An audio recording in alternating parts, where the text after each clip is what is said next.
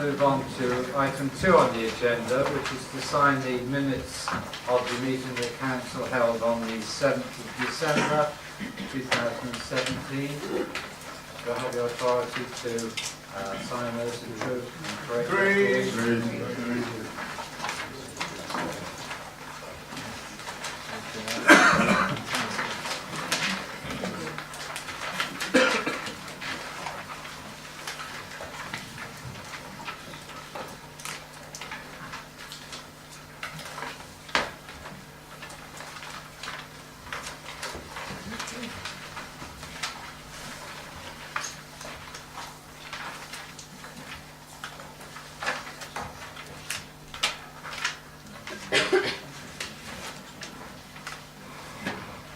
Item 3, apologies for absence.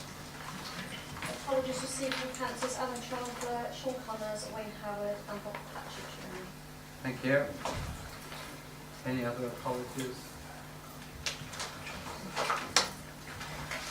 Item 4, declarations of members' interest.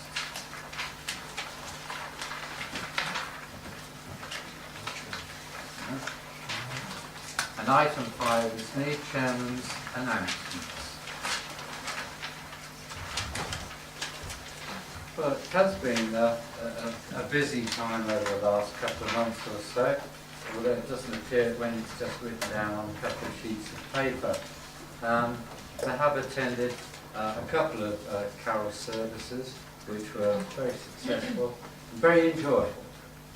And the long service awards, where we see staff that have been here, given long service to the council, very dedicated service, very dedicated loyalty, and we like to reward that service and loyalty.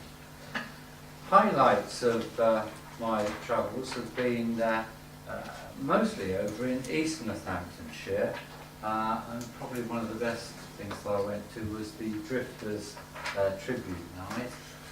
One of those that was singing that night was a member of the original Drifters, although having said original, there have been about 60 changes to that brand name over as many years, so you take your pick. But they were exceptionally good. It was first class, it really was. A little bit different with the ABBA revival, that was a little bit more karaoke. Lovely dinner at Toaster to celebrate Mercedes Double Formula 1 victory, which was very enjoyable. Burns night at Rawn's, an old friend of mine, Nick, there, had a good evening. And another highlight of the events over the last couple of months has been the concert by the band of Her Majesty's Royal Marines, Collingwood. I think they played it at Princess Diana's wedding, but they were very, about as good as it gets. Also, we've had the opening of the new mosque in Daventry, which is quite an achievement and an exceptional example of how self-help can succeed. One minute you've got an empty building, an old B1 type building, and the next minute it's all fully decorated with the electric stuff and carpeted out. It really was a good achievement, so good luck to them. Some other enjoyable events, the Dr. Busker evening hosted by the County Council, again that was at the launch. We've had the launch event last night for the local lotto. I think they're hoping that the first draw will probably take place on April the 1st. And then forthcoming events, again the Wellingborough for Quiz Night, Peterborough last night in the Proms, Rushton Charity Dinner. Now on the subject of dinners, we were hoping to have a civic hall at the end of March this year, but the ticket sales have been very disappointing. So it was with a heavy heart and very reluctantly we decided on Wednesday of this week to cancel that event rather than incur a very heavy cancellation fee nearer the time. So we're going to bite the bullet now and cancel that and reimburse those that have already paid. They will be receiving the notification and reimbursement. Unfortunately, it's a sign of the times because Northampton had to cancel theirs, their caravan bill. Peterborough had to cancel theirs. Wellingborough is not hosting theirs this year. So it's a little bit of a disappointment, but there we are. Signs of times. We shall still be holding the Chairman's Charity Concert in aid of Macmillan Council support on April the 28th. More about that in due course. And I think that ought to suffice for Chairman's announcements at this stage. Thank you. Yes. Sorry, Chairman. I just wanted to give notice. We have elections coming up in May, and there's 3 members on our side who will not be coming back because they're not standing for election. Yes. I just wanted to pay tribute to their service to this council and the residents of this district. One is Aaron Carter, who's moving overseas to the Isle of Man. And I want to say Aaron's been on the council for 15 years. He's been an excellent advocate in licensing in particular. So I want to wish Aaron all the very best. Yes. I'd also like to say Councillor Frenchman, he's somewhere. Over there. Oh, there, that's right, there. Councillor Frenchman, I think he's been on this council for over 10 years, certainly. Might be 12 years, actually. I know Barry since many years before as chairman of the Stratton Parish Council.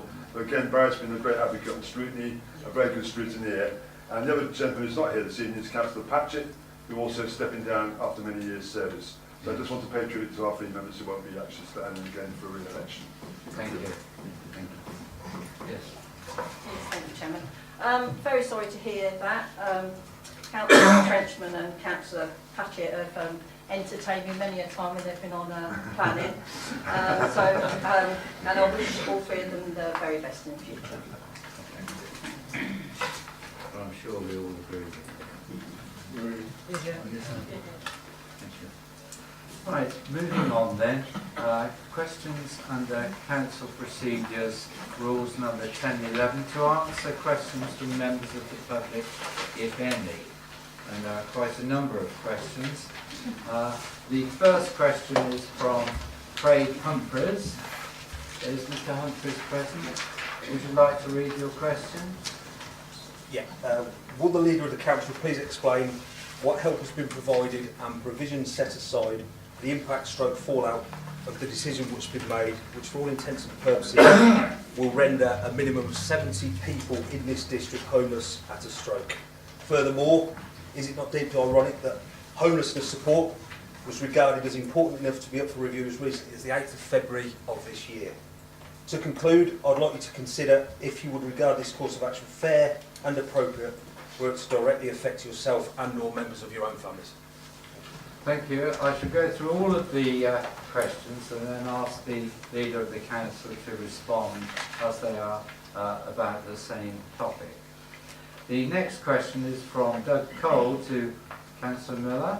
Mr Cole, would you like to read your question? Chairman, please, will the Leader of the Council explain why we was advised by Gideon McLean, the TDECL manager and his team at the time, that it would be a good move for us to leave a secure tenancy to go to another secure tenancy run by TDECL. We had no reason to doubt what we was told. Even when we queried the 2-month termination period, we was told it was to safeguard TDECL and DDC if we should not pay the rent or comply with the terms and conditions. We were assured that we could stay in the new home as long as we wanted. We had no doubt whatsoever, or we would not have moved. After having a serious illness, we agreed it would be a good and perfect time to downsize and also allow the council to redevelop the site our home was on. Surely, if this had not been so, why were we not informed about this at the time? My wife and I, between us, enjoyed over 55 years of loyal employment at DDC and we trusted them. I took early retirement before getting my state pension because we felt we had no worries. We feel sad and let down. Also, I do not recall at any time these properties were advertised as short-term investment for DDC to be sold at a later date. Thank you, Mr Cole. The next question is from George Dickinson. Is Mr. Dickinson here? Yeah, thank you, Mr. Chairman. Reference the debacle of the Pepperbox Hill development. Bearing in mind that Daventry District Council via TDECL came up with what was originally, as advertised, a very noble project, that they convinced families to abandon their previous situations for their homes for life, to occupy those homes, that each year they sent feedback forms asking how long we wished to remain in those homes, and we're told in most cases by most people that that will be as long as possible and for life, that they suddenly, when, in my opinion, when requiring funds for a project without a mandate, they then decide to evict 32 families without any real concern for their futures and their personal situations. That they increase the rents significantly to attract a buyer that was as unsuccessful as it was, in my opinion, underhand, that they force families into incurring significant cost without the ability or resources to plan properly.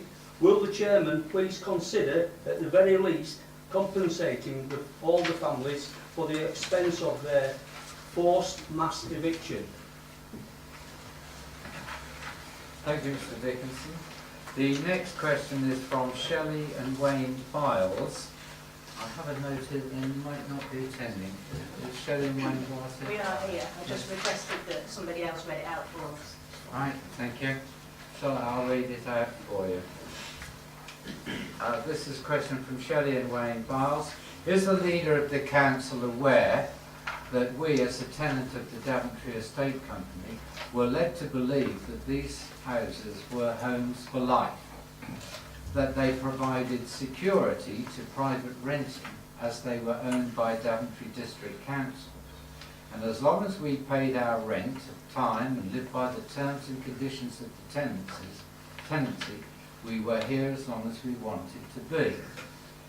We were even sent a questionnaire by the Daventry Estate Company at the end of 2014, asking us how long we planned on staying. The letter they sent in response said, and I quote, "The majority of tenants envisage being a tenant of the Daventry Estate Company for the foreseeable future. We had to move 3 times in 9 months due to landlords selling houses from underneath us. This was very unsettling and meant a regular change of schools. We thought we had the answer to this when we were told about these homes for life houses. Is the council aware there is very little available in the way of rental houses in the area, so leaving here could mean another change of schools and college for our children? We ask that the way this is being handled is looked at again. While we realise these houses are going to be sold, we need, if nothing else, more time and an actual date. At the minute, we do not know if we are going to get our 2 months' notice next month or next year, and that's hard to live with." Thank you. The next question is from Wendy Heathcock and John Hook. Are they here? Yes.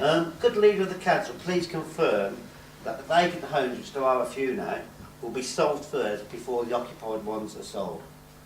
And following on from that, could the leader of the council please confirm how many housing associations and people who are interested in buying the properties they have spoken to? Thank you, sir. The next question is from Samantha Sawyer, who I gather will not be attending. Samantha Sawyer? Oh, yeah. Yes, sir. I just wanted somebody to read my question. Fine. I'll read the question for you. Question from Samantha Sawyer. I am a resident of Middlemore Site 10 and wish to ask the following question at the council meeting of 22nd February 2018. Will the leader please advise members of the council how the council came to own the land these houses were built on? Will the leader advise the council the source of funding to build these houses? Assuming the answer to the above questions is public funding, can the leader ask the council to give the residents of these properties help and incentives to buy these properties as per developer-led schemes, i.e. help to buy and shared ownership? Thank you. The next question is from Mr. Stephen Dabbs. Dabbs? Yep. Yes, I was astounded to read in last week's discussion on the 15th of February of the Council's intention to sell off the Site 10 estate in Middlewall. It appears to me that the Council has little regard as to the impact of this decision on those tenants concerned. It is only their homes that are at stake after all. The tone of the article and those words attributed to Councillor Poole indicate to me a harshness and lack of consideration for the poor families affected. I hope that Ward Councillors Nigel Carr and David James, Mr. Chairman, will unite with Councillor Ken Ritchie and condemn the decision and work towards reversing it. Will the leader and his team now reconsider the decision to sell for the sake of the families concerned? Thank you, Mr. Dabb. The next question is from Mr. Nick Berry. Nick Berry. Good evening. I've got 4 questions, in fact. Would the leader of the council please give his understanding and definition of lifetime rental, since even councillors involved in the project were also under the same understanding as us tenants that we could rent for life? Council leader, are you selling these properties to reinvest, and if so, what will you reinvest in? Council leader, do all the properties need to be sold, or is there any potential that sufficient money can be made on the recent readily available houses and leave the remaining tenants as they are? Council leader, as of Monday the 19th of February, there are 2 3-bedroom houses in my family's price bracket. Both do not accept dogs and are not adequate alternatives for what we need. I know this as we've viewed them. Also, at this current time, the only properties available to bid on in category D of the council list, and that's the category we've been put in, is a 2-bedroom house in Market Harborough or a 2-bedroom flat on Monksmoor. If we can't find a rentable property that is affordable to us and we get made homeless, what's going to happen to my family and my dog? Thank you, Mr. Berry. The next question is from Mr. Simon Taylor. Mr. Simon Taylor here. Thank you. As the rental of these houses was interpreted as long-term, will the leader of the council agree to issue at least a fixed safety period of 3 to 5 years before initiating the private sale of all the houses, thus allowing sufficient time to source moving costs? More importantly, giving the elderly or those with any medical conditions some degree of security and a stress-free period to organise their own transition to another property. Thank you, Mr. Taylor. I'll now ask Councillor Miller, the leader of the council, to respond. Thank you, Chairman. First, I'd like to thank all the residents for their questions. This is democracy in action, and I do appreciate making the effort to turn up this evening. As these questions all come to the same issue, basically, I will respond to them together, Chairman, whilst addressing any individual points raised as I go along. However, mindful of the fact that we have a motion on the same topic following these questions, and I will keep my response on the broader policy issues fairly short at this time before we get to the motion. I fully appreciate this is a worrying time for the tenants of the houses at Pepperbox Hill. I do not relish the steps we're taking, even though I do consider them necessary to support the well-being of the residents of the district as a whole. In short, the council needs to have capital available for reinvestment in commercial developments, which strengthens its revenue income over the next few years. Let me deal firstly with the point about lifetime homes, Chairman. This is a design standard previously promoted by some housing associations, though it has now been effectively replaced by the government's national described space standards. The properties were not rented out as homes for life. A few rental properties are rented on that basis these days. Anyone signing a tenancy agreement for the rented property of any kind knows that there are obligations and responsibilities for both the landlord and the tenants. The main obligation of a tenant is to pay the rental and any other appropriate charges. It is worth saying that these rents for these properties were set at a market rate. This clearly differentiated these tenancies from traditional council housing. All prospective tenants sign up to a clear statement of contractual terms with their landlords, a tenancy agreement. In this instance, initial tenancies were for 6 months, and at the end of this period, tenants were sent letters by the landlord, the company, T-Deckel, which clearly pointed out the possibility of the tenancy being brought to an end by the landlord, given the notice period of at least 2 months. For clarity, let me quote what these letters stated. Should we wish to terminate the tenancy, we'll have to give you at least 2 months' notice, bracket section 14 of the tenancy agreement, close brackets. With respect to all residents present here tonight or not, I fail to see how the possibility of the tenancy being terminated was not clear. But having said that, Chairman, I have received letters from these tenants, and I'm going to look into this further when we come to the motion, and how we're going to respond to that point. Because I do accept if tenancies were under the wrong impression, I need to understand why that was, and we're going to look at that very fairly. So I want to make rest assured, and that will come on to the response to the motion, the next point coming up, Chairman. Whilst this contractual position is quite clear, as I've already acknowledged, when people are settling into accommodation, their home or emotional factors understandably come into play, which we're picking up this evening, Chairman. This is why the Council, working with the landlord company, T-Deckel, want to do everything we can to assist all residents, and we do appreciate this is a bit of an unsettling period, where you're not quite sure, and that gentleman there spoke very well about that, not sure what's available for you to move into. So we do understand that, I'll come on to that a bit later on. Let me turn now to more specific points raised by the questions. Mr Humphreys suggests the council actions will make 70 people in this district homeless at a stroke. Forgive me, but I have to say that this point is simply not correct, Chairman. A careful process has been followed, taking into account people's particular circumstances. Some tenants have already secured alternative accommodation and are moving. Others are joining the council's housing register. The overall process is expected to take around 18 months, so there is intended to be time for everyone to find new homes, if they need to, before the sales are completed. I have to say, we made it very clear as leading councillors, we want to make sure that everyone's given as much support as possible if this decision is still to proceed. Mr Cole refers to assurances given. He says, by a former DDC employee, I am confident that whilst it may well have been said that the council's intention was that the houses were a long-term investment, it would not have been said that this was a commitment. Indeed, if it had been a commitment, the legal terms of the tenancies would have been different. Mr Dickinson suggests that rents were increased to make the properties more attractive to buyers. This is not true, Chairman. The council's trading company simply increased rents each year to match market levels.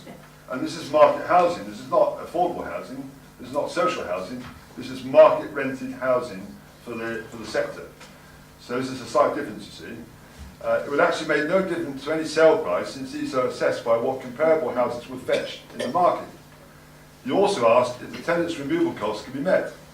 I'm afraid I do not think this would be reasonable, but having said that, as I come on to the motion response, that may be looked at separately, Chairman. At the end of the day, these are the private tenancies, the same offered by landlords across England, and the landlord has the right to bring them to an end. But having said that, Chairman, we are very respectful of the concerns raised by the tenants this evening, and again, that will come back to the response to the motion on the next item agenda. Indeed, the companies do more than a normal landlord would do. As well as undertaking the stage sale, offering to take tenants' particular circumstances into account, it is trying to enable tenants to remain where a buy-to-let landlord is the purchaser. Mr and Mrs Barr suggests the tenancy was secure in nature and referred to the company's survey asking about residents' intentions. Had the tenancy been secure, it would have had to have a different legal form. The survey was a natural part of the company's business. It wanted to know before the council decided to sell what its tenants' thoughts and plans were. Mr and Mrs Barrs were also asked for a definite date for termination of their tenancy.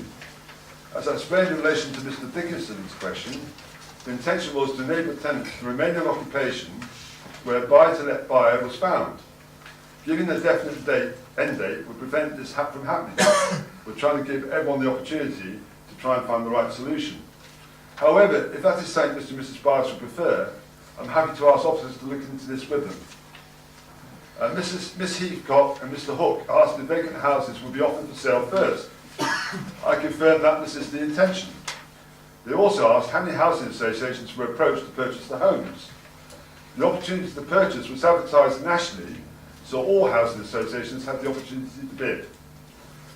Ms Sawyer and Mr Robson asked about the ownership of the land and source of funding. The land was acquired by the council or its predecessors for the purpose of the planned expansion of Daventry initially under the Town Development Act 1952.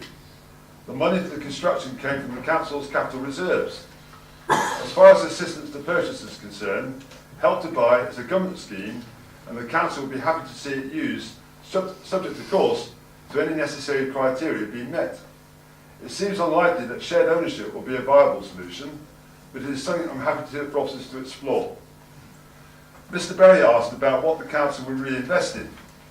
The answer is projects which the Council can use to finance its strategic objectives and deliver what it has agreed and promised to the local communities.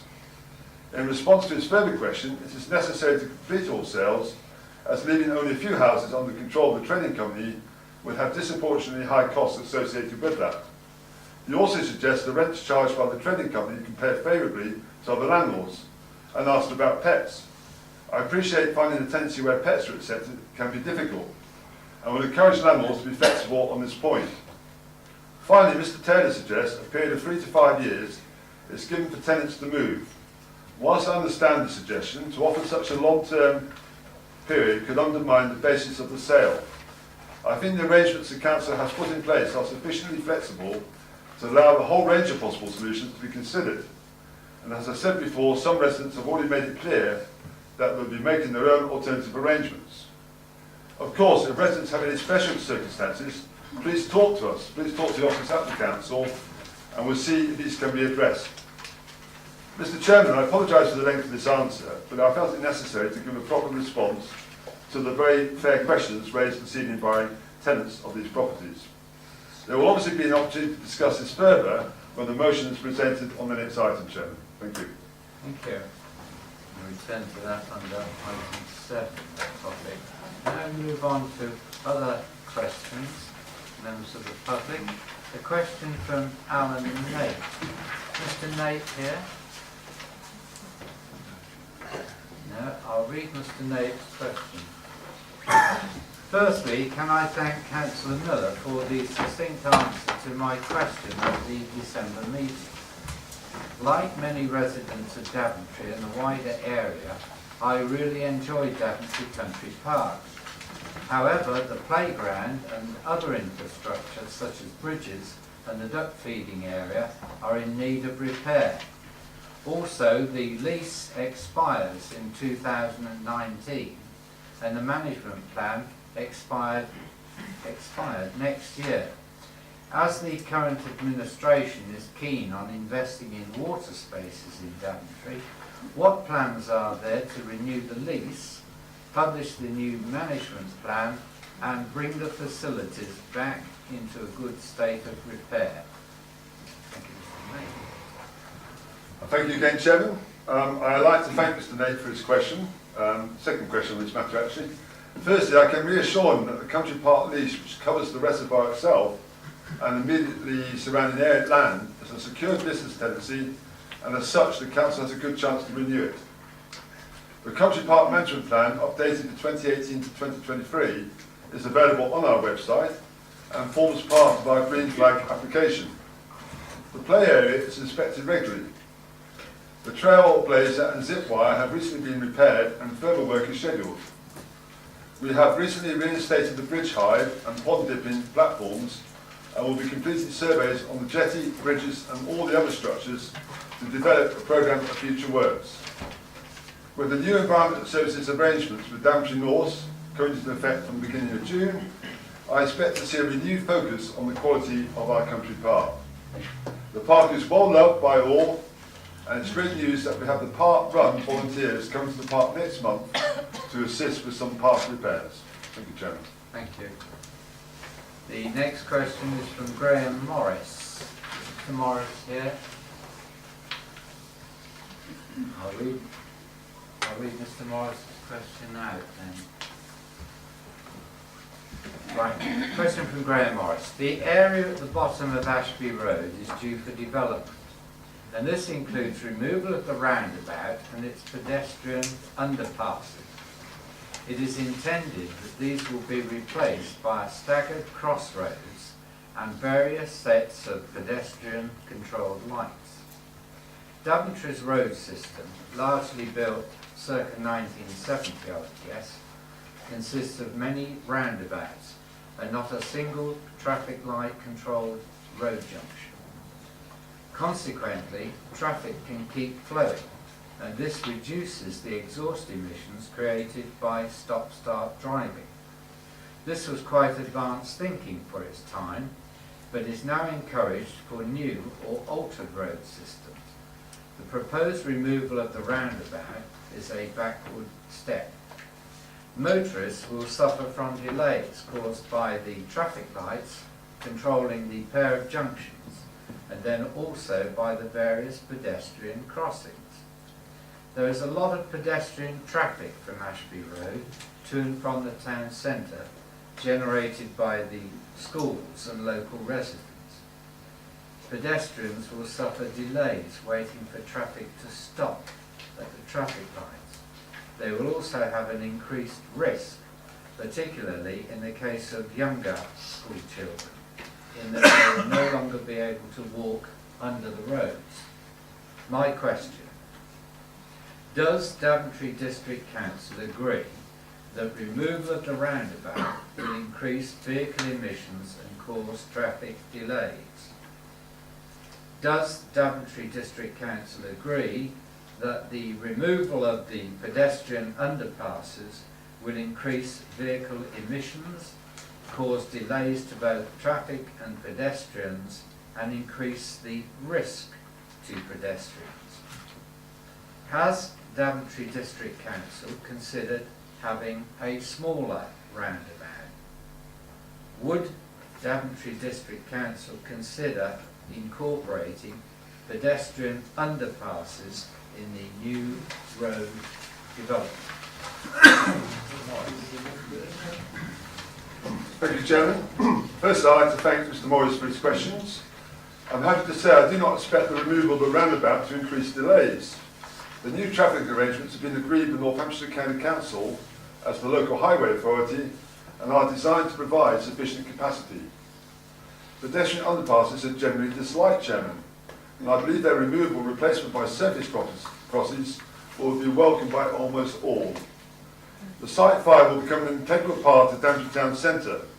As such, we need to make people on foot feel welcome in it. The road layout was designed in another area for a much smaller town centre. So overall, Chairman, I think what's been proposed will actually help matters rather than be a disadvantage. Thank you. Thank you, Councillor Mills. We then move on to item 6.2 to answer questions from members of the council, if any. And the question I have before me is from Councillor Ken Ritchie. Councillor Ritchie. Thank you, Chair. Is the Leader of the Council aware of the difficulties faced by many elderly and infirm residents in periods following snowy weather when pavements become excessively slippery with compressed snow and ice? There have been periods during this recent winter when many people have felt trapped in their homes, and when relatives and friends, who are often elderly themselves, have been fearful of visiting them. Will the Leader of the Council instruct officers to explore what action they might take to alleviate these problems when similar conditions are encountered in the future? While there may be limits to what DDC can achieve, does the Leader of the Council agree that there is a case for ensuring that pavements and walkways are gridded in streets where most residents are elderly, and consequently there are no able-bodied neighbours to provide assistance? And I give the example of Kingston Close in the Headlands, but no doubt there are many other similar closes across the district. And provide assistance around the homes of elderly people who reasonably request Daventry District Council's help. Thank you. Councillor Mills. Thank you, Chairman. I want to thank Councillor Ritchie for his question. I have to agree, I understand the sentiment of the question and totally support that sentiment. It's not just elderly people who can come miss on these sort of slippery pavements and what have you.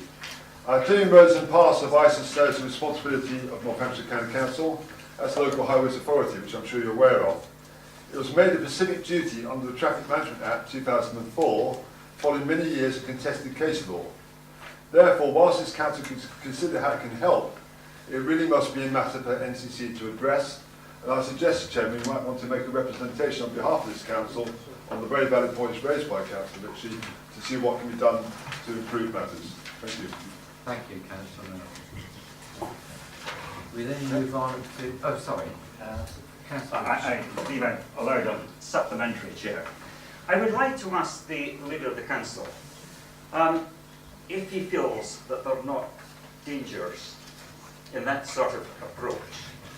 I think that he and I have broadly similar views about the possible moves that we might face, the pressures to move towards unitary authorities and so on. While we remain in the position of simply saying where we have an identified local need, we're not talking about building a bypass or anything, we have a small identified local need. Undoubtedly, it is the responsibility of the County Council. We all know with the state that the County Council is in at the moment. Trying to ask them, would you grip pavements in the winter, is totally futile.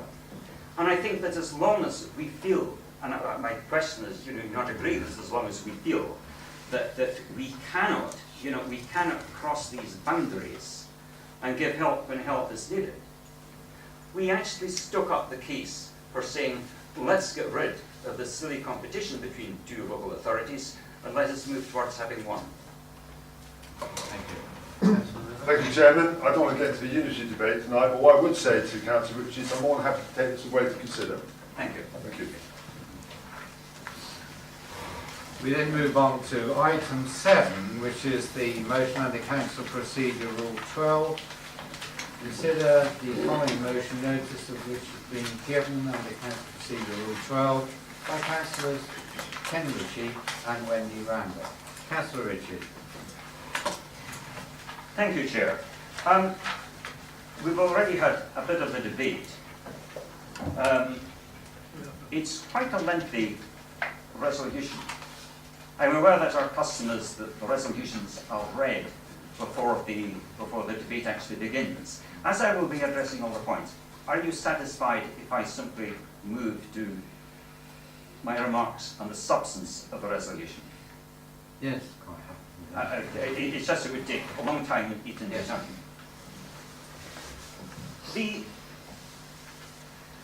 We've already heard a bit about what has happened.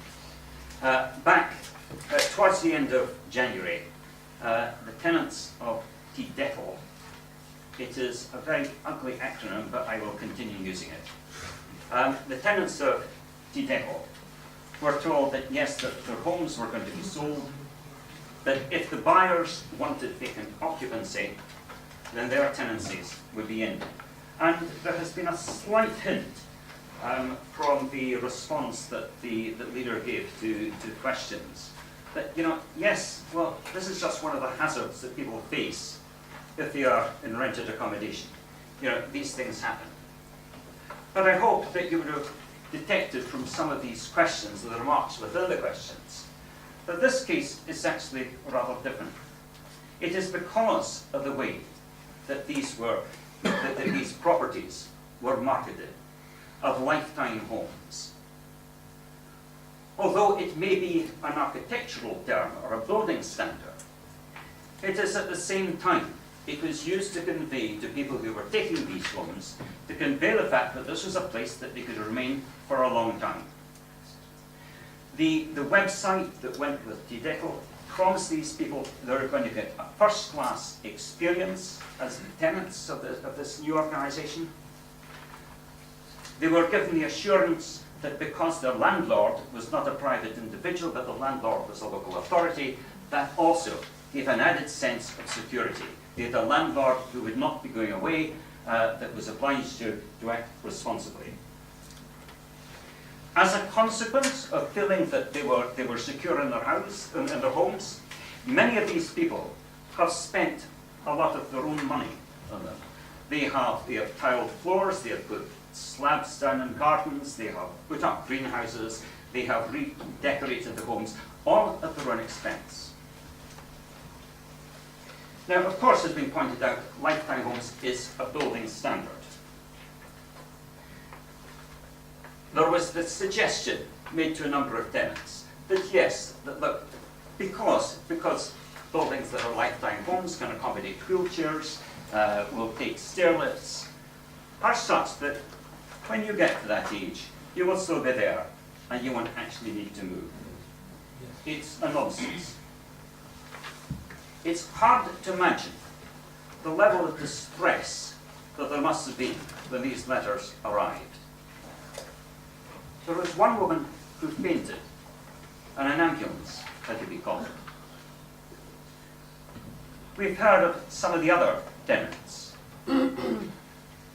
Elderly people who perhaps moved there, believing that by moving to this site, they were in a position where they would never again face the stress of needing to move home. There are people living on this estate who are waiting for major surgery that will require long periods of recuperation that comes afterwards. There are people who are disabled. There are people with children whose schooling is going to be interrupted by moves. We've just heard from a question of somebody being suggested that the move might be as far as Market Harbour. The whole social lives would be drawn apart. And the question too has been raised of pets. I suspect that many of us have cats or dogs. How would we feel if we were told that we had to move home and there was no home that we could go to and take our cat or our dog with us? At the strategy group meeting last week, Councillor Poole said that he could not understand why people were shocked, because after all, they had been told in a letter last year, and that is indeed true. Last year, all tenants received a letter that talked about a proposal for a sale. In that letter, there was one paragraph that appeared in bold print, and it stated, should a sale proceed, your occupation, that's your occupation of your home, your occupation would not be affected, and you will continue to occupy your house under the terms of your current tenancy. Very different from what we're being told now. Councillor Poole also told the meeting that tenants have been consulted on a regular basis, but tenants have never been consulted. He said that officers had had meetings with residents, but there's only been one meeting. It was a meeting that was arranged by residents. He said that all tenants were invited. Indeed they were, but they were invited by other tenants. The response from the officers who agreed to attend the meeting was, and I quote from an email here, "We really do not wish to be overwhelmed by all of the residents." So much for consultation. Council, I feel these people have been really badly treated. Now, I have no doubt that our officers have been doing what they felt they needed to do in order to implement our decisions. But we need to take the responsibility for what has been done in our name. This motion doesn't ask us to stop the sales, only that we make sales in a way that shows a little bit of respect and consideration for the people who are living in these houses.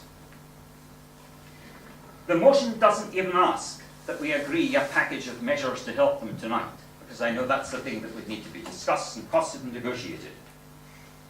But it does ask that we commit ourselves to trying to find such a package, such a way in which the consequences of our decision to sell is going to be less dramatic and more manageable for those affected. And it asks therefore that we suspend sales, obviously with the exception of houses that are already, that have become vacant. I'm aware of the time, Chair. I think in view of the importance of this, I would ask that you might use a little bit of discretion, which you are entitled to do, given that there's a huge amount of interest in this debate and what happens to the tenants of these properties. Could you start summing up? I think, let me make two more points. I will not refer to the list of proposals that are there for consideration. I hope that is a minimum list. But there are 2 points I'd make. The first is that most people live in rented accommodation because they can't afford to buy. The timescale that has been allowed is therefore quite inadequate. They need a lot more time to be able to consider their options. It may be, as the leader of the council has said, that that shared ownership is not going to work. But there are other things that people have got to be given time to investigate and be given help in investigating it. And secondly, if it is so important to this council financially to sell these houses, if that is terribly important for us, is it not in our interests, as well as the interests of the tenants, if we just boil the process a little, we make it move more smoothly and hopefully more quickly by offering a bit of financial incentive to tenants who decide that they are going to move themselves. Something that helps us by moving faster, and something that helps them by being able to overcome some of the problems they face in the costs of moving, in putting down deposits against sub-tenancies, and so on. I hope you will support.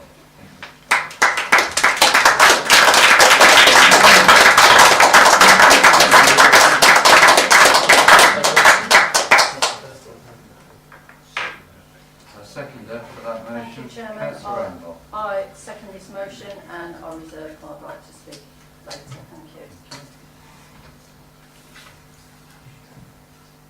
Councillor Miller.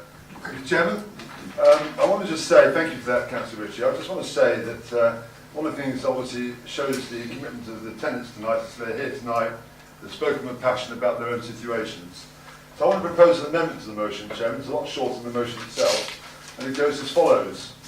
This meeting resolves to refer the sale of T-Decal properties in Middlemore to the Scrutiny and Improvement Committee for further investigation and report back to the July full council. Whilst awaiting the outcome of the review of this meeting, whilst awaiting the outcome of the review, this meeting resolves that the sale of the properties is put on hold and T-Decal continues to operate to protect the council's interests. So that's a proposed amendment. I'm not sure, we need a second obviously, but obviously that's my proposal, Chairman. Do you have a seconder for that amendment? Yes, do Chair. Can I just, before I say, just appreciate the testimonies from the tenants that came, which were very touching and very moving, so thank you for that. But yeah, I'm pleased to support this and second this matter, and the fact that it's been referred to Scrutiny Improvement, which has a cross-party membership. I very much look forward to them reporting back in due course, and I would suggest, Chair, if we could move to a vote. Thank you. Councillor Brown. Thank you, Chairman. As Chairman of the Scrutiny Improvement Committee, I did lobby Councillor Miller quite heavily to actually use scrutiny as a safety valve for contentious issues that, if they were to proceed at a rush through full council, may in fact do this council certain damage. And I'm delighted that on this such important issue, he has decided to use that avenue to allow us as a council to take a step back, pause the process, and reconsider what we're doing. I think it's a testament to the true importance of the issue that we have so many residents here today, and I'd like to make them 3 promises on this issue. Firstly, that they will be consulted fully on the issue as we take it through scrutiny and improvement. Secondly, that we'll be led by evidence and not politics. And thirdly, that this will be a cross-party affair. I'd like to extend an invitation to Councillor Ritchie and Councillor Randall to provide whatever evidence they see fit to the task panel. Councillor Pritchard is obviously on scrutiny and improvement already, so I'll have full input as he sees fit.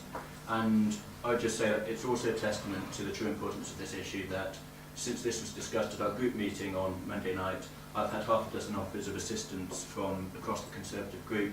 They're all keen to see justice done to this issue, to see us take a full considered approach to the matter at hand, because I know from experience that no matter whether you're renting or you own your home is your home.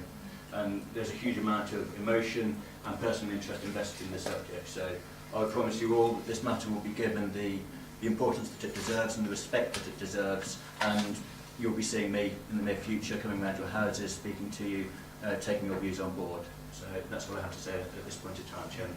Thank you. Do you wish to respond? Thank you, Chair.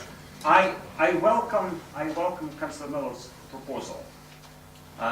I think it's broadly the sort of delay and the sort of period for reflection that our own resolution has asked for.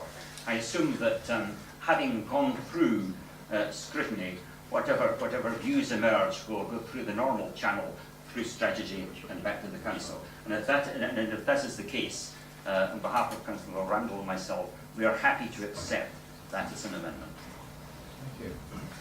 Well, we've had a proposer and a second Chair- amendment. Sorry, Chair, can I ask Councillor Liv to slightly clarify one point? I think he said that all sales should be put on hold for the moment. Did he really mean that? Because it seems to me that if there are indeed, and I don't know, if there are some vacant houses today, they might as well be sold. Oh, yeah. Sorry, yeah. I'm talking about houses that are currently occupied. Yes. Yes, that's right. Yes, the ones that are obviously vacant, they will Yes, continue. I think your wording should refer to all houses. So, It did actually, yes, you're right, John. So, can I also say, sorry. I think, Chairman, I must just interject here, because if we start selling houses on Middlemore, piecemeal, what we will end up with is a smaller number of houses to spread the costs over, and actually selling the houses at this moment in time, even though there are a few that are empty, would not be the best course of action for T-Deckel to provide a return on that investment that we have been looking for. So I would not suggest that we rush in and do anything now. We don't continue selling the houses that are tenanted, but we certainly do not sell the houses that are vacant. And that T-Deckel, it is T-Deckel's job to deal with this. T-Deckel go ahead and do whatever they need to do to make that business work. And reducing the number of houses will not make it work. Yeah, thank you, Jim, for that clarity. I want to just say, Councillor Shepherd, I did say that the sale of properties is put on hold. And the other thing I'd also like to say is for the residents here, the reason why there's a 4-month timeline here to July is that we don't go on forever, but then you guys don't know what's really going to happen next. So I think it's important to have I'm very pleased to hear what Councillor Brown has said about his commitment to this task, and I'm sure he'll put a very good panel together cross-party, and whatever the outcomes are, we want to get that constrained in a shorter period of time as possible, so you tenants can actually know which way it's going to go one way or the other, and it gives you more time to plan anyway. So I think that's a commitment to you, and we've listened to you tonight, and I think it's very important that you came along to make your points tonight. We've listened to you, and we're responding to the points you've made, and hopefully you can realise we're doing our best to try and get the right conclusion. Thank you, Chairman. Thank you. Well, an amendment has been proposed, duly seconded. I'd like now to put that amendment to the vote.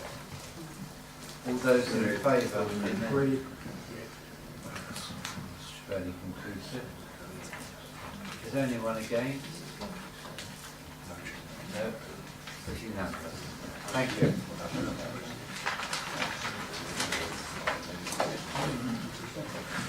Moving on now to item 8, which is reports of committees. Received for information purposes only the minutes of the Unconvention Committee. There are 2 changes to the strategy group minutes of the 8th of February. In the strategy group minutes, 8th of February, on page 59,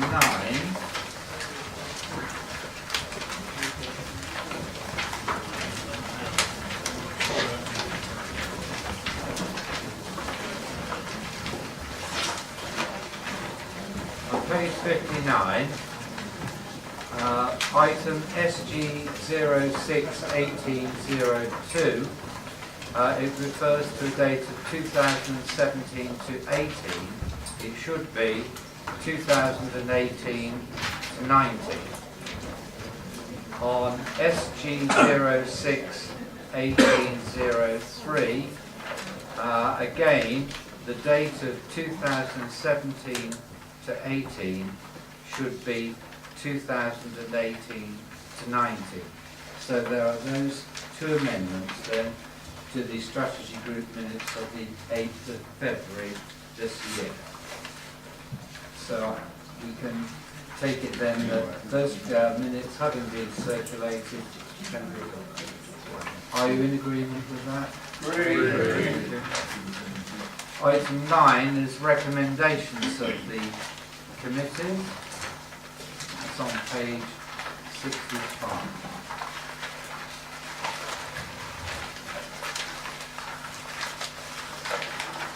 Page 65, and we start off with SG 04-1801, purchase of waste containers. Councillor Guilford. Okay. You have before you a recommendation that financial regulation 4.6 shall not apply to the purchase of waste containers. As part of the 123 service, we need to purchase around 37,500 containers plus others. The cost is likely to be between 480k to 675k. As they have a long life, they're considered to be a capital item, therefore 4.6 would apply. There are minimal choices in purchasing bins. A bin is a bin. In addition, time is of the essence, as the bins need to be in place for June. Therefore, I ask that the financial regulation 4.6 shall not apply to the purchase of the waste container. Thank you. Do you have the second for that? Councillor Brown. All in favour? Agreed. Next item, SG 05-1801, Daventry District Community Strategy. Councillor Griffin. Thank you, Chairman. The community strategy is being refreshed and revised. It has appeared twice before strategy group. Members have given it careful consideration, and I would ask members to agree it as revised. Thank you, Chairman. Could I have a seconder? Councillor Hill. Yes, thank you, Chairman. As Councillor Griffin said, it has been confirmed strategy on a couple of other occasions. It's been fully discussed at the LSP, the Local Strategic Partnership, which isn't just Daventry District Council. There's many other agencies involved, and there was also some consultation done on this, and I am quite happy to second this proposal. Thank you. All in favour? Agreed. Next, SG 05-1802, Strategic Risk Register. Councillor Miller. Thank you, Chairman. This was discussed at strategy group. We have the risk register obviously on the pages of the strategy group, Chairman. I just want to highlight that the updated register be adopted, and clearly the uncertainty at NCC, Northamptonshire County Council at the moment, is clearly of concern to all of us and potential impact on this council and the services we offer. And that is clearly highlighted in the revised strategic risk register. Thank you, Chairman. Thank you. Could I have a seconder for that? Councillor Paul.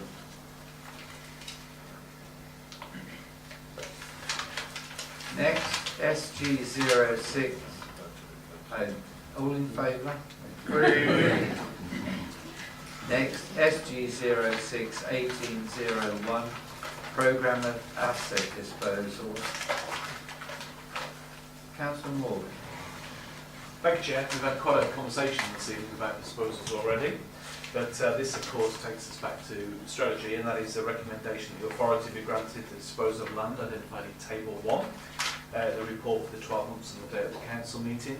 Remember that was the second strategy. And also discuss the strategy, of course, and disposal of the cadet centre. Market value is set out in section 4.3 of the report. Basically, this is all about the our policy and objectives going forward. The list of asset disposals is consistent with that. I'd like to propose that, Chair. Thank you. Do we have a seconder? Councillor Paul. All in favour? Agreed. Yeah. The next is SG 06-1802. There's a date alteration here, where it says 2017 to 18. That of course should be 2018 to 19. Councillor Morgan. Thank you, Chair. Thank you also for pointing that out. Very simple one, this that the Council's Treasury Management Strategy Statement and Annual Investment Strategy be approved, as also discussed at strategy. And also one of the things we pointed out in the conclusions there is about the capital strategy have to be implemented in particular new regulations, etc. But there's no other thing to bring to your attention on that one. Thank you. Thank you. Do we have a seconder for that? Councillor Micklewright. All in favour? Agreed. Moving on to SG061803. Again, there's a date alteration here. It should be 2018 to 19 capital and revenue budget and medium-term financial plan. Councillor Moore. Thank you, Chair. So this one's 5 recommendations, getting to discuss the strategy. That the 2018-19 budget proposals be approved relating to 2018-19 General Revenue Fund budget, 2018-19 Special Expenses Revenue budgets, Capital Programme 2017-18 and updated capital receipts, 2018-23 Capital Strategy, and the investment management practices for non-treasury investments.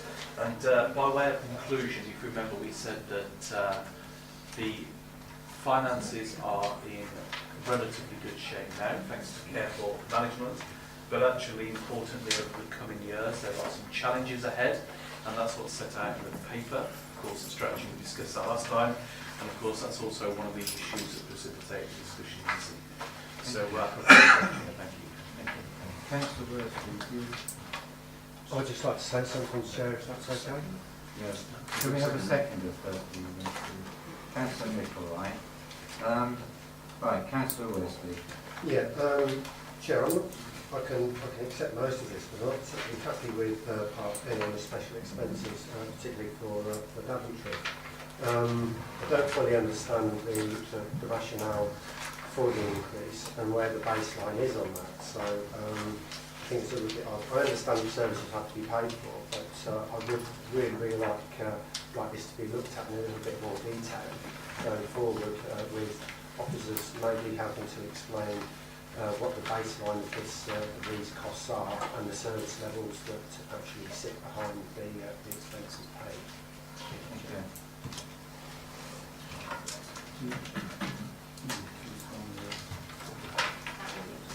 Yeah. Yes, Thank you, Chair. I think in very simple terms, we have to acknowledge that we will have a new relationship in place, particularly with Norse, obviously our JD, and that in some respects you could argue we enjoyed very favourable costs over the last number of years, and now it's time that we have a new cost base there, hence the new costs. But basically the specification is the same as previous. Thank you. Thank you. Councillor Wesley, you're happy with that? Not really, no. I mean, I would actually like a little bit of analysis on it and to be brought back to this council in some form or other to actually understand. A lot of things have changed since the base level was set, and I think what we're doing here is just uplifting based on a new overall cost base without actually looking at how this number was arrived at. And it just worries me that I'd just like to see how we actually come to it. Thank you. Thank you, Chair. If I may just explain in terms of the work that was done with the move from the AMI contract to the new joint venture arrangements with Norse, there was a great deal of work done in terms of the work involved in the contract, which actually gave us greater transparency in terms of the costs involved, which we didn't have the benefit of with the AMI contract. So actually the basis now is far better, it's more accurate, and reflects the true cost of the service.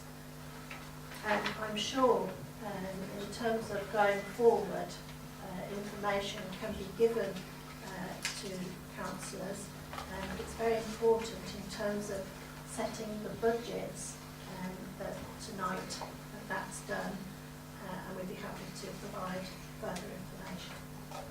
Thank you. Councillor Randall. Yes, thank you, Chairman. I did mention this at the strategy meeting because I felt that it was a huge increase. And as this, Councillor Morgan said that we enjoyed, what we've had so far in the previous contract, and going forward there's going to be more costs. But this was in-house, so we should have known what costs there were and what needed caring for when it was in-house moving outwards. And it was all about saving money. That's why we outsourced it. Now, we outsourced that with targets. The targets weren't met. Well, it was a failure right the way through the contract. And now it seems that we're now having to pick up the failure that this council should have actually nailed right in the beginning, not let slip for 7 years. And residents, and now it's costing residents, and it's for no fault of their own. So I'm not happy with this increase either. Thank you, Chairman. Thank you. We've had a proposal and a second of the recommendation. All in favour? Sorry, Chair. You refer to the recommendation, are we still talking simply about, if you're talking about this as a package?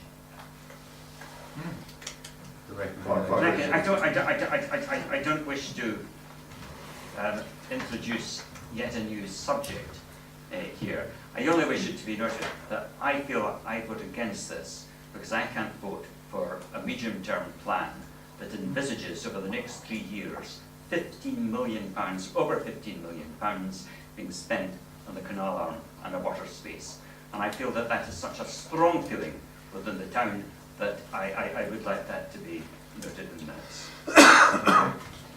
Had a proposal and a seconder then. All in favour? Agreed. Any against? Okay. Chair, can I abstain on it, please? Abstain.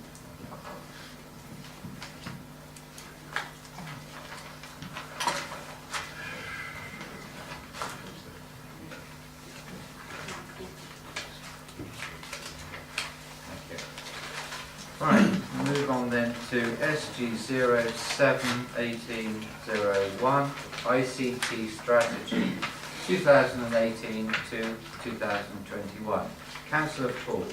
Yes, thank you, Chairman. The recommendation before you is the proposed ICT Strategy 2018-21 as appended to this report, Appendix 1, be adopted. Thank you, Chairman. Thank you. Do you have a seconder for that? Councillor Amy Howe. All in favour? Agreed. Moving on to property for temporary accommodation, SG 081801. Councillor Order. Yeah, thank you, Chair. Well, the Council has a statutory duty to assist certain people who are homeless or at risk of homelessness. These duties will be extended from April 2018 following the passage of the Homelessness Reduction Act of 2017.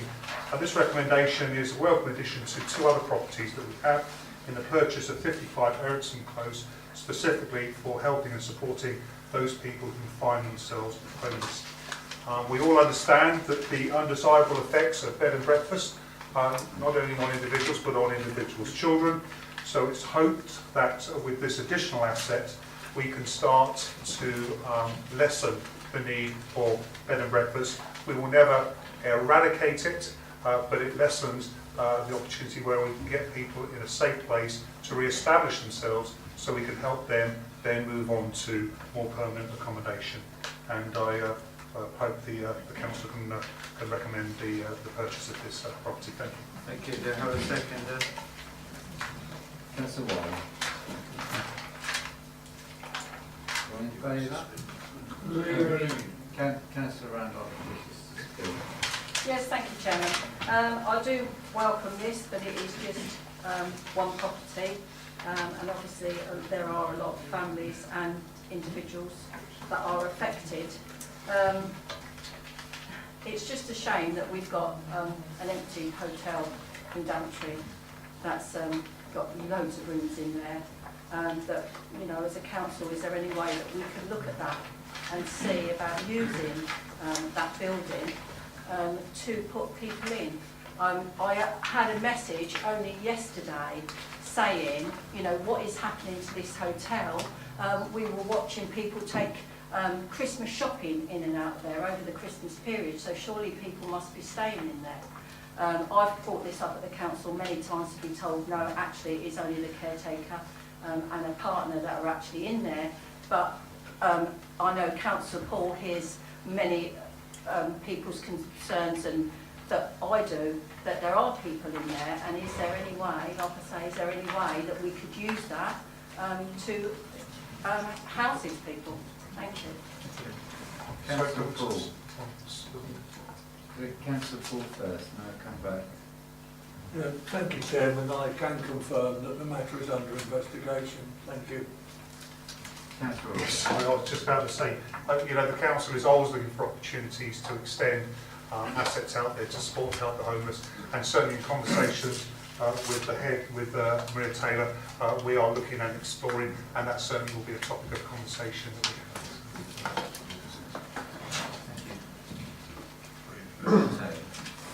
Thank you, Chairman. Landmark Hotel has not been used as a hotel for very many years.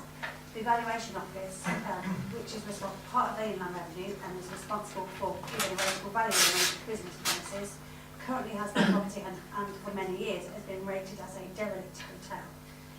It is absolutely not, in those circumstances, a property that we could consider using for temporary accommodation. I do have a bit more information, and we do continue to look for every opportunity possible, but I think it's fair to clear up any idea that might be useful for temporary accommodation. It absolutely isn't, but temporary accommodation generally, and if there's anything else going on with that property in particular, we can investigate there, but that is not deemed appropriate for habitation. Thank you. Councillor Radcliffe. Yeah, can I just come back on that? I do believe the fire brigade might have some information on that building, because they did go down there before Christmas, I believe. But it all seemed to sort of like go undercover. So I'm not sure really what is going on there. But what I find really hard to understand is if it's deemed as a derelict building and the business rate is 0, how you've actually then got a caretaker and a partner living in there. And my understanding is they pay a council tax. So surely then that would have to be separated. So there must be one section that is deemed as a livable section, and the rest of it must be deemed as derelict. Because my understanding is you can't deem a building as derelict and then actually have people living in it. Thank you, Chairman.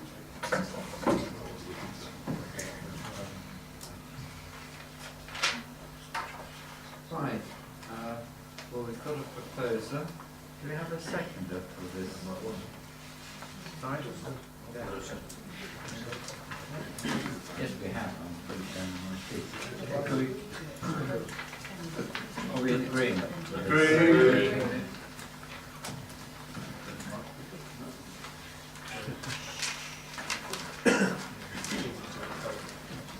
Right, next one is SG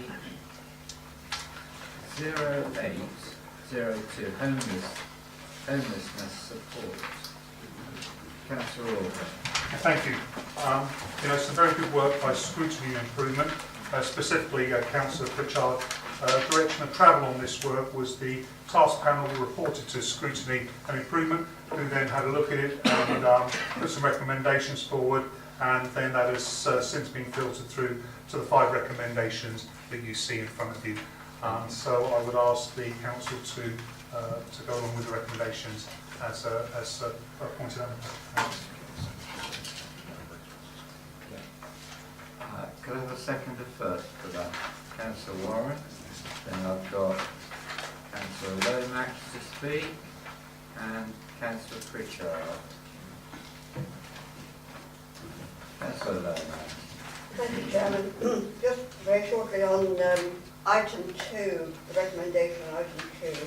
Should there prove to be a sufficient demand for such a facility, could I be assured that in the feasibility study that the question of staffing will be taken into account, as these are likely to be very vulnerable people who will need a great deal of support.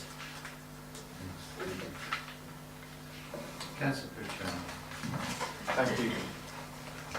Just two quick points. The first point relates to Councillor Lomax. When I was carrying out this task panel, undoubtedly these young people are vulnerable. There are comorbidities. I suggested that there is a presence of some kind of description, be it voluntary sector, be it statutory, be it agencies within that building as well, to offer support and for help. So I also full agreement with Councillor Lomax's suggestion and the point that she makes. The other point I'd like to make is the Homelessness Reduction Act will come into place, and this council will have to be compliant and is moving towards that at a rapid pace, with lots of change and lots of commitment from officers. But what we will see with incidents as well is more and more people becoming homeless in the district. It's a fact. It's a national trend, it's a local trend. Austerity still continues. Housing is at a shortage in this area and other areas.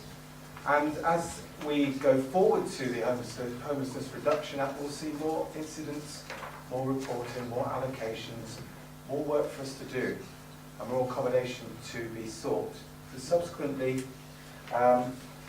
within this provision, we need to make sure that we're looking forward in terms of more properties, as Councillor August suggested already, to try and reach and support this demand that will be out there. Thank you. Thank you. Councillor August. Yeah, preparations are in place. The officers are working very hard to prepare us for that. Specifically with rough sleeping, we do have sort of sofa surfing going on. We are aware of that. That's almost a hidden aspect of homelessness. The more overt stuff is the rough sleeping element. And I certainly can report to council that I've got a meeting next week. When I get back from my trip, the week after next, with Northamptonshire Police to talk specifically about the rough sleeping and how we can make reporting procedures a lot simpler and more. So we are very much on top of it. It's very much on top of our agenda. April's coming up very soon, and I believe the officers are on top of it. Councillor Randall. Yes, thank you, Chairman. It was brought to my attention that there was a rough sleeper sleeping in a shed. The council were notified. A person from, I think it was the housing team, went down to speak with him, but he wasn't there. But then she scribbled on a notepad and pushed the note under the door, which I found that quite shocking, really, because I would have thought that there was something more sort of official rather than a scribble on a notepad. So I don't know what the procedure is, if that's normal procedure or whether she expected to find him there and he wasn't. I don't know. But it would be good to know what the procedure is if you come across a rough sleeper. Yeah, I was just flashing back to my time as a police officer. We often scribble when people went in to making sure people were where we visited. And invariably there were contact numbers on there. So I don't think it's not good practice. I'm sure that our officer could give any more detail with regard to that, but that is not uncommon and not unreasonable. Thank you. Well, we've had a proposal and a second. All in favour? Agreed. And finally, we come to SG 081803, civic penalties and rented payment policy order. Councillor Auger. Yeah, thank you. The Housing and Planning Act of 2016 provides robust new powers for local authorities to use to address poor housing conditions, a way of dealing with wrongdoing within rental accommodation. This includes the use of financial penalties as an alternative to prosecution and the use of rental payment orders to repay rents paid out of tenants and benefits paid out of local authorities to housing tenants in substandard housing conditions. This is about speedy and simple justice. It's about ensuring that we can deal with offending behaviour quickly and effectively, ensuring that the monies are going to the right place, and hopefully the enforcement will become self-sufficient by the funds and penalties that we bring into the council. So I recommend that we adopt these new penalties procedures and leave that with the council. Do you have a second for that?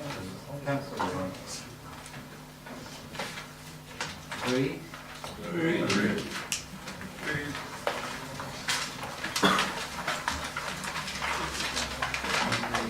Back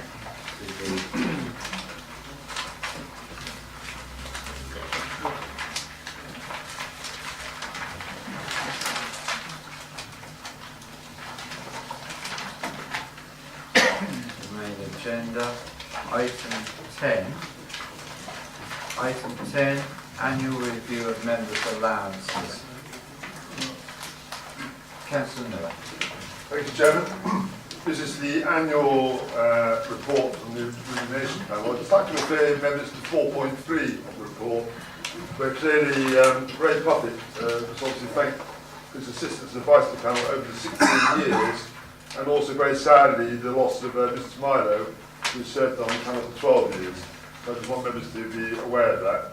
As per normal, Chairman, this is an independent panel, and it's up to members entirely if they wish to take the increases or not, but clearly we normally just accept the recommendations going forward. Thank you. Thank you. Could I have a second for that, please? Councillor Osborne. Agreed? Oh, Councillor Ritchie wishes to speak. Thank you, Chair. There are two quite separate points I would like to raise. Shall I do them quite separately? Yeah. The first is on page 71, right at the top of the page, 6.1. Now, I raise it because a long-held concern of mine in this council is that we have a scrutiny committee that has only 6 out of 36 members. And of these 6, only 1 is not a member of the controlling party.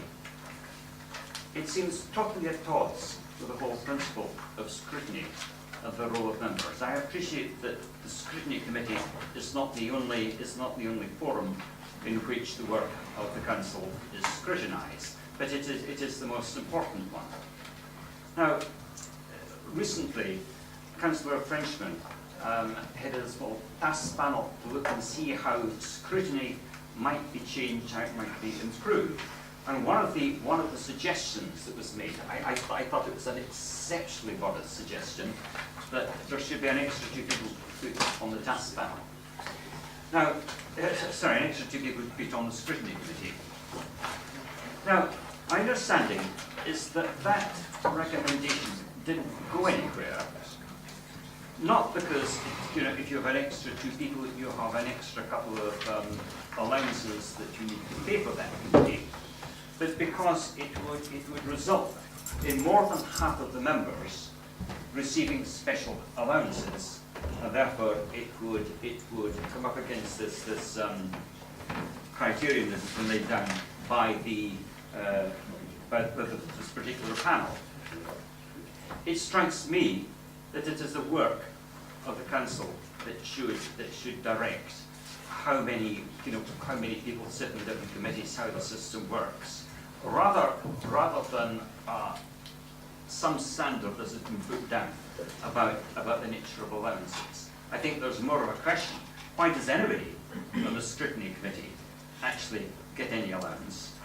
At all the sessions that this council runs for prospective councillors or new councillors, you constantly have people standing up saying, well, of course we don't do it for the money. Well, if we don't do it for the money, let's actually do it for our basic allowance. But I would not want a view expressed by a remuneration panel to be a block on having the effective scrutiny of the council. Thank you. Councillor Brown. Thank you, Mr. Chairman. Just to say that despite the fact that the numbers on the scrutiny panel are currently limited, there is nothing to prevent members from joining task panels and assisting the scrutiny and improvement committee in that way.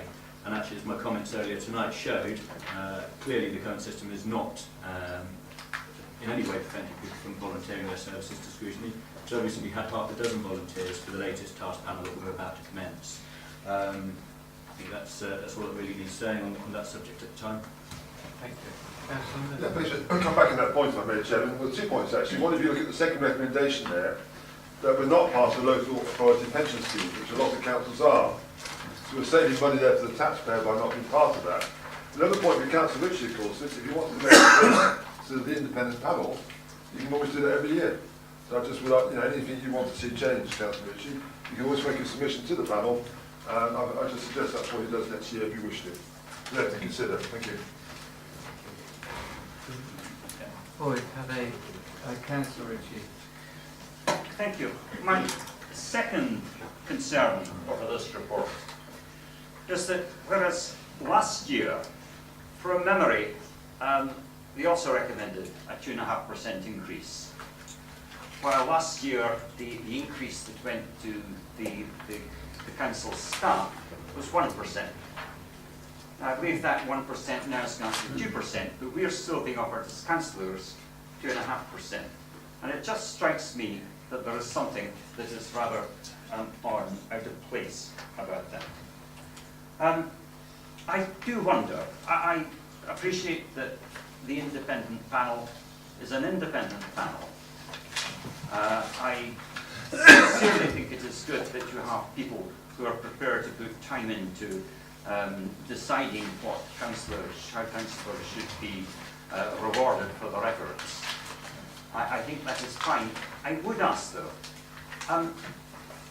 how many of the people on the independent panel, how many of them live in the Southbrook or in the Grange? How many of them are going to see the benefits other than their state pensions? I do feel that we're having an independent panel. It should be a panel that is actually representative of the people that we are serving. Thank you, Councillor Ritchie. We've had... Sorry, just on that point, Chairman, my understanding is we ask for volunteers and volunteers come forward.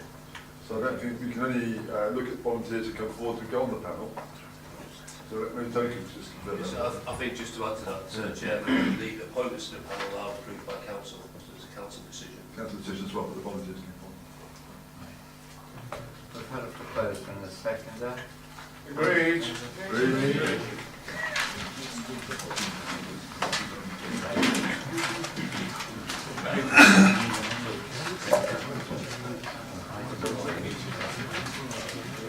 Move on to item 11, which is the 2018-19 capital revenue budget and medium-term financial plan, page 73 to 92.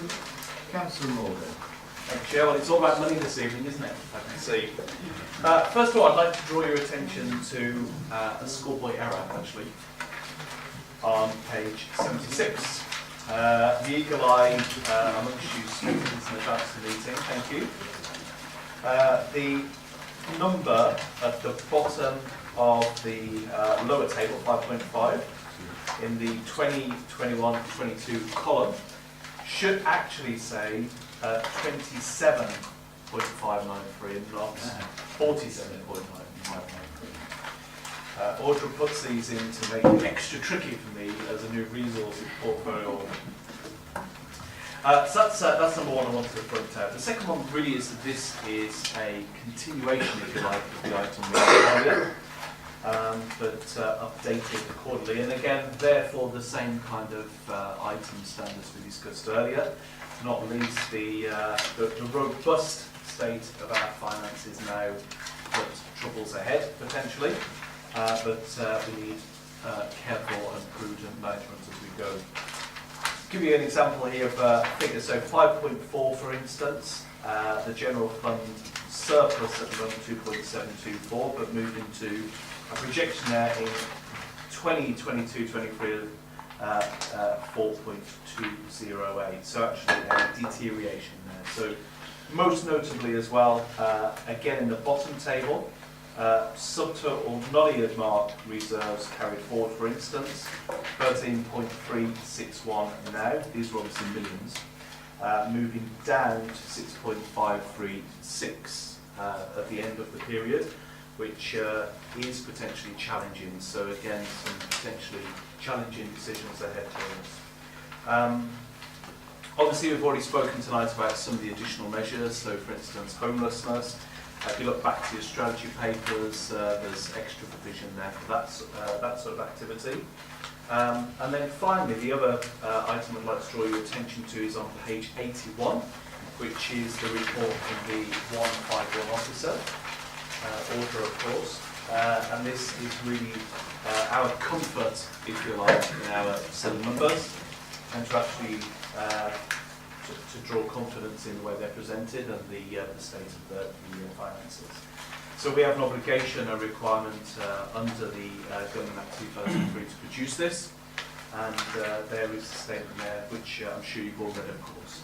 So really with that, I would like to make the proposal that we resolve the items 1 to 4 back on page 73. Thank you. Thank you. Do we have a second after that? Councillor Shepherd. I'm happy to second. I just wanted to say a couple of words, actually. Used as I am to speaking about this interesting topic, I commend Councillor Morgan for his start of the subject.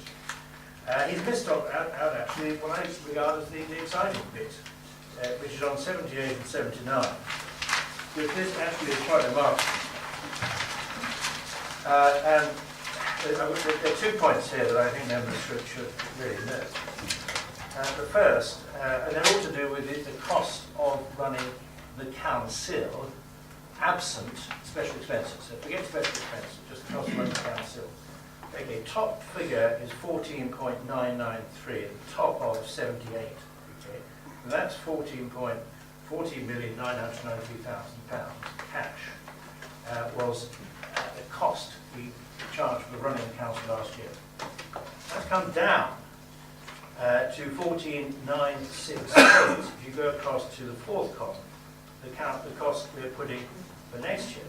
Now that's remarkable. That's remarkable. £25,000 less it's costing next year than it did last, despite the fact that we're taking a hit of £1 million or so from the new Norse contract. Now, in fact, that is because last year we put £1 million into capital on revenue, so that explains the Norse bit. But nevertheless, we take out those 2 bits to see that we're actually reducing the cost of running the council, half the expenses. That's quite remarkable.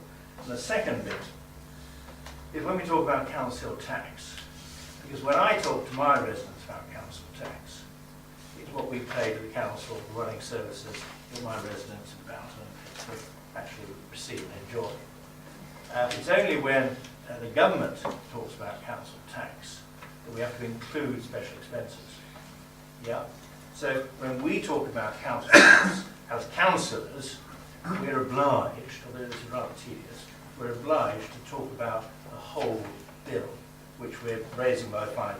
When we talk about raising council tax by £5, that's the totality of the money that we're getting from our residents, including special expenses. We have to include that, despite the fact it's not really, it's arguably council tax, because it's not really it's being raised to pay for certainly council services that are enjoyed outside the special expense sector.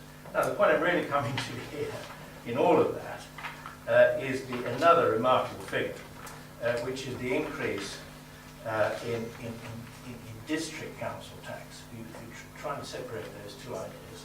Council tax, what we pay where you live in an area that doesn't have special expenses, is district council tax, if you like. And then the whole lot lumped together is obviously council tax. So I could say to my residents, I'm increasing Band D council tax by £1. And that's the figure on the top right-hand corner on page 79. And that again is quite remarkable. We're increasing the council tax, which is the way the government requires us to look at it, by £5. But that only is £1 in respect of villages, most of all the villages that don't have charged upon them the special expenses. The other point I would make, and it may be that council will consider this next year, because members may recall, maybe they probably won't, when I presented this report last year, I commented upon the way in which or the modest way in which members had input to the budget. And of course, the actual line-by-line budget is on the subsequent pages immediately behind here. When we go, for example, to 86 and 87, the service budgets, those are the sort of line-by-line figures that lie behind the actual budget. And of course, we get those at this stage. And I did encourage portfolio holders last year to come forward with any suggestions about the budget. And I had hoped that we might be able to orchestrate some method whereby members had input in the line-by-line budget. This is not so easy when, of course, it's presented to us at full council. And I do, Councillor Morgan might like to consider whether, in fact, there's any prospect next year of bringing this line-by-line budget, even if it was to maybe a special meeting or maybe just a strategy group, so the line-by-line discussion will take place. There will be only two contributions on that subject. Thank you. Thank you. Councillor Morgan. Thank you very much. What can I say? Thank you very much. Some very useful comments on there. One of the things I had said actually is that I guess when you're looking at these, there's no end of figures that you could spotlight and highlight, etc. And you're almost spoiled for choice in one respect because they're all important numbers. But take on board those comments, and actually I rather hope I am here presenting them next year, not least as soon as I'm up for election in May. So we'll see if the politics wants me back. But the other fun point is actually it's very nice taking your advice, particularly when I reflect on the fact that you've been a councillor since I was at school, and I'm very happy to learn from those points as well. Thank you very much. Thank you. Well, Councillor Randall. Yes, thank you, Chairman. Yeah, just looking down the chart on page 79, I mean, to me, the total of a band D, an increase of £89.05 a year, is just, it seems to me, and all these points, is residents are just having to pay that through the cuts made from government. And I just think it's a huge increase, nearly £90 a year for so many people that are living on the red line. And I just think it's, it's like, NCC, I mean, appalling service, and yet still having a £70 increase. Police and Crime Commissioner, policing has been cut, still getting a £12 increase. And it's just sad that we're having to pick up where government have made these cuts. Thank you, Chair. I'm sure some members will have some sympathy with that increase in cost to residents. Of course, what we can control and what we can focus on is the cost that you said is the lower of the costs on there. That's what we need to keep focus on for our policy and our plans going forward. Thank you, Councillor. Councillor Ritchie. Thank you, Chair. I don't know if anybody can give a very, very quick response at this meeting, but I would like to know, I'm looking at page 87, the budget lines for environmental services. We are expecting to make a surplus of 144,000 out of a crematorium. That strikes me as being wrong. That is making money out of grieving families. And I would wonder if somebody could give me some explanation of what these figures actually mean and why it looks like this.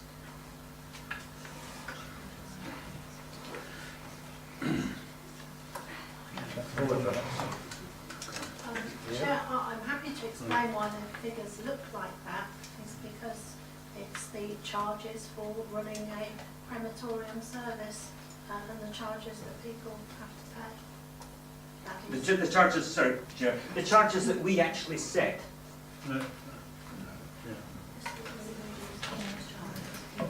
Chair, yes, we do set those charges. you. Councillor Robbins. Yeah, Chair, thank you. Basically, the crematorium is a joint venture between ourselves and Rugby Borough Council, and this council doesn't actually set those charges. They're set commercially by the management team running the organisation. This is just the result of good investment on our part.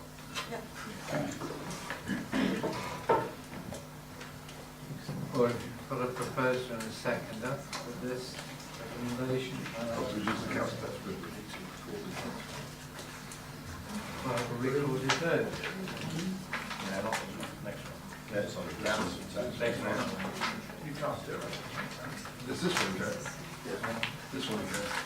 Next one. So it's a recorded vote on item 11, 2018 to 19 capital revenue budget and medium-term financial plan.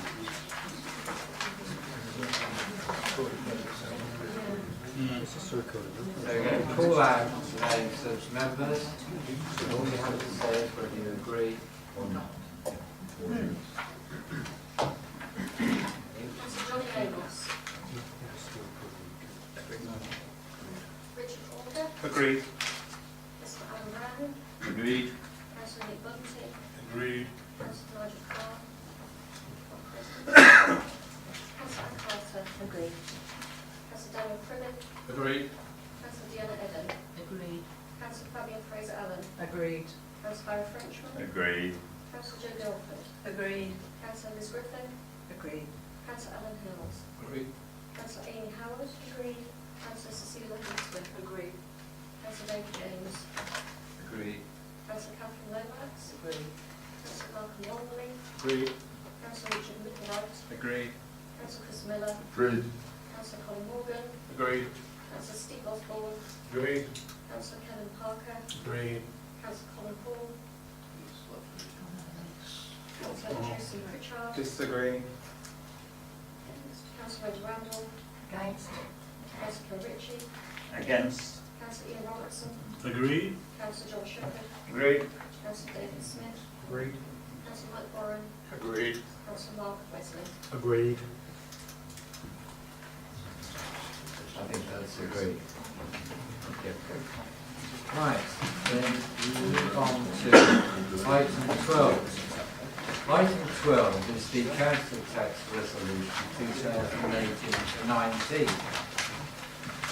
Unfortunately, due to circumstances beyond our control, the Daventry County Council, which is responsible for the largest share of the council tax that we bill for, has set a budget which has been considered by Hiddenty to be illegal. Point of order, Chairman, potentially unlawful.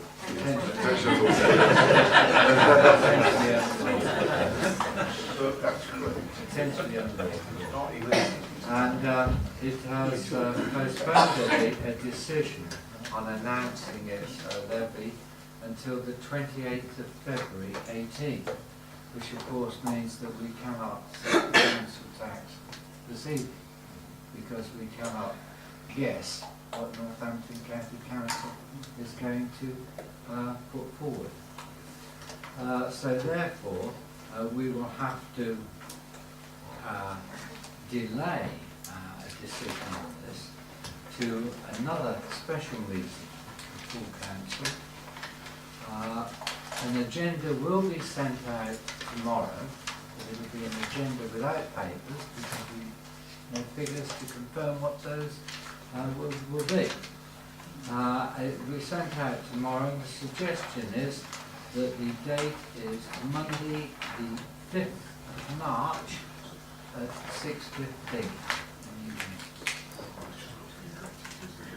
It's the 5th of March, Monday the 5th of March, 6:15, we'll convene a special meeting of the council in order to discuss this item that was on the agenda for this evening. Agreed?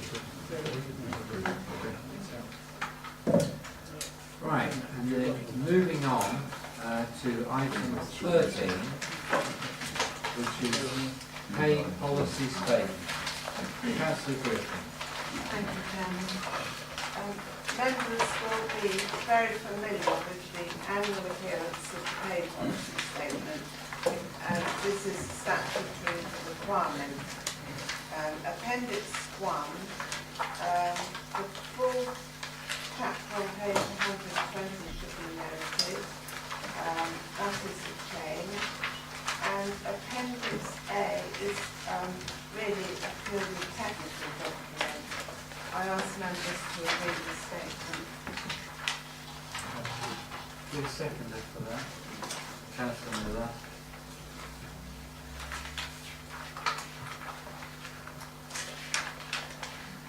Agreed? Agreed. Item 14, to note the following appointment. To appoint Councillor Ian Robertson to the Scrutiny and Improvement Committee in place of Councillor Barry Frenchman. Thank you, Chair. I'd just like to wish Councillor Robertson well in what is sure to be a very busy time in scrutiny over the coming months. I'd also like to take the opportunity to thank Councillor Miller for all the kind words he said, and to thank each and every one of you that I've known over the past quite a lot of years, and I've quite forgotten how many it is, for all the help and support I've received since the day I arrived as knowing nothing, and I still know nothing. So thank you very much. Councillor Brown first, and then Councillor Ritchie. Thank you, Mr. Chairman. Just to say again, thank you very much to Councillor Frenchman for his service on scrutiny improvement.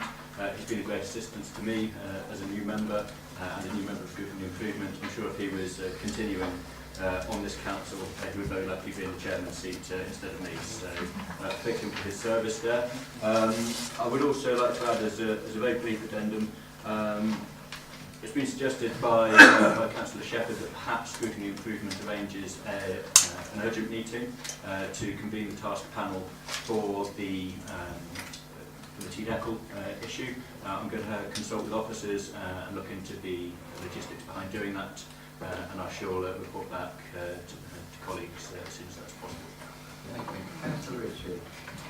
Chair, I don't wish to replay the discussion that we had at our previous meeting, but there are issues in which the monitoring officer and I have exchanged quite a number of emails. Just look at what is on our agenda. The heading is to note the following appointment. It then says to appoint.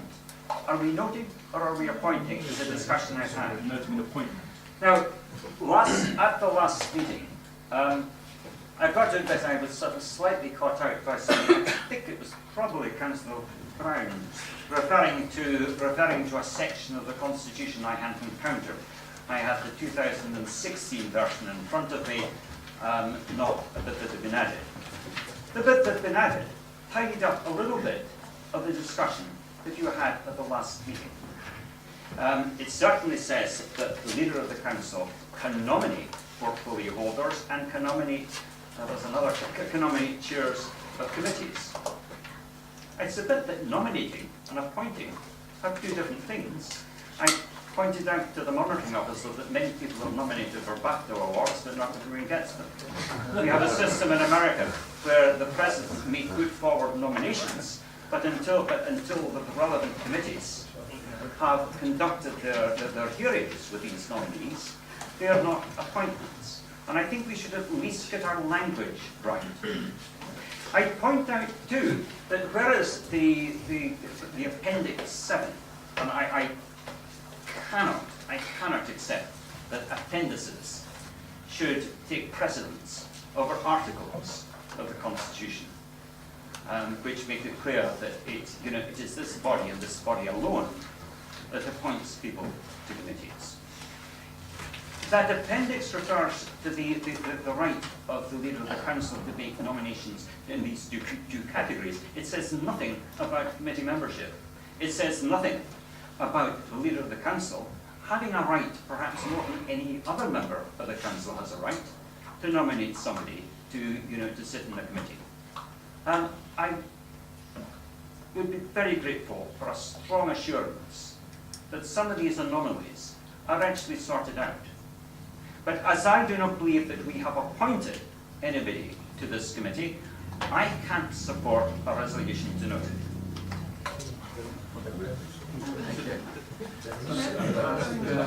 Tony Gibbon to contribute. Thank you, Chairman. As Councillor Ritchie mentioned, we have corresponded on this point. Firstly, if I can just correct you on the Appendix 7 document you referred to, that does include as a duty to the leader to appoint appropriate elected members to each portfolio. So appointment is there in that specific case. To portfolio, presumably portfolio holders, this is what we're dealing with here, is an appointment to the Scrutiny Improvement Committee. Through you, Chairman, yes, I understand what's on the agenda tonight, Councillor Ritchie. I was nearly covering one of the points that you raised earlier on. Just change the word to the. I think the second more general point, again, you suggested that you didn't want to repeat the discussion that we had at last council. I think I need to repeat the answer that I gave at last council, is that there are, the Constitution could benefit from some clarity in respect to appointments to committees and various roles, and suggested that will be for consideration in the next review of the Constitution. Thank you. Thank you. Chairman, I have some... Sorry, Councillor Bunting. Okay, all right. Thank you, Chairman.